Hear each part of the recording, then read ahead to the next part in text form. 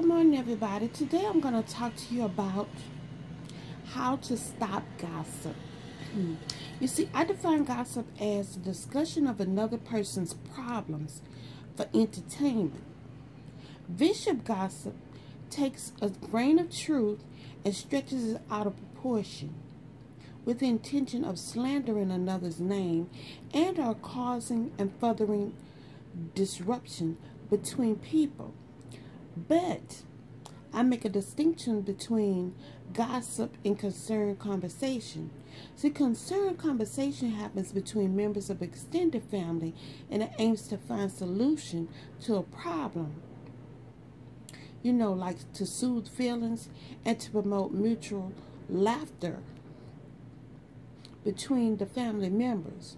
You see, I have seen people who have lost their jobs, their loved ones, and sometimes their lives because of gossip. Gossip is a pastime of a weak-minded individual with a flimsy spirit.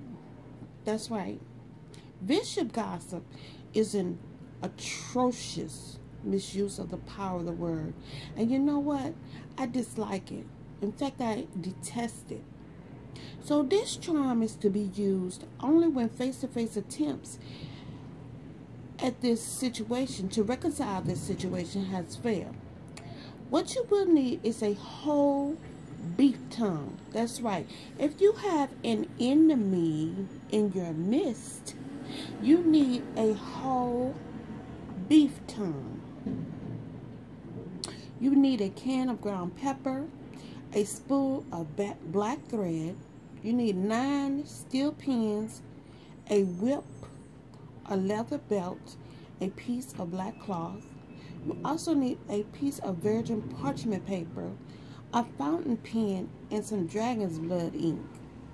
The first thing you're going to do is you're going to have to split the beef tongue in half, beginning at the base. And the base is the wide end of this beef tongue. But you have to leave the tip, intact. Don't cut it all the way down to that part. Leave that intact. So you write the name of the gossiper on the virgin parchment paper, and you say, "May the wagging tongue of such and such, whoever the person is, burn bitter until sweet."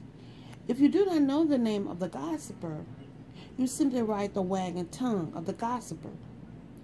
Then you have to lay the paper lengthwise in the center of the tongue and cover the entire center of this tongue with black peppers. You also can use some hot chili peppers as well and put that in there. You're going to close the tongue up. You're going to fasten it with the steel pins first. Put 4 pins on each side and pierce the tip with the 9th pin. You're going to wrap this tongue from the base to the tip in a black card. You have to wrap it very tightly. What you're going to do is you're going to put this tongue on a piece of black cloth and put it in a dark closet or under a piece of furniture. Okay? You're going to have to rise early in the morning, about 6 a.m., and you're going to have to whip this tongue with a leather strap. Think of the disharmony caused by the gossip as you beat the tongue, and then you have to do this every day until the tongue begins to swell and decay. Then you cover the tongue with salt and wrap it in the black cloth. You take this tongue for a ride, and then you take it to a large body of water. And as you throw this tongue into the ocean, the lake, or the river, you have to say, "May this person, whoever they is, mouth be cleaned." You return home, but don't go the same way that you went to this water. You take a different route. You wash your hands with salt and water and rinse your mouth with salt and water. And eat a piece of something sweet. Do not mention the name of the gossiper. Hold no grudge against them.